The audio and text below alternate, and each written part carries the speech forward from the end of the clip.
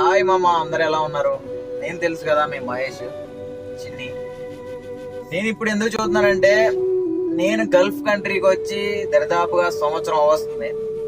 నాకు ఇప్పటి వరకు ఇంటికి గుర్తుకైతే రావట్లేదులే కానీ, కాకపోతే నేను ఎప్పుడు మైండ్లో ఒకటే ఆలోచిస్తాను, మనం ఏది సాధించాలనుకున్నామో అది మనకి దొరకనప్పుడు లైఫ్ నీకు ఏది ఇస్తుందో అదే చేయాలి.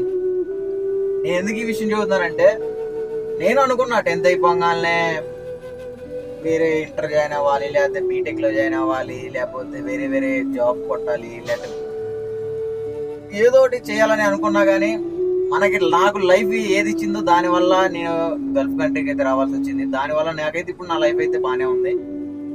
ఇవన్నీ కాదు మా లాస్ట్లో ఒక్క మాట చెబుతాను, నువ్వు ఎన్ని తిరిగినా ఎన్ని చేసినా ఏది చేసినా డబ్బు కోసమే.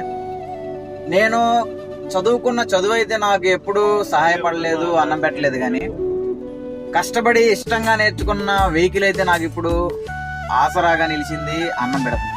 ఇదే నా ఫైనల్ మాట.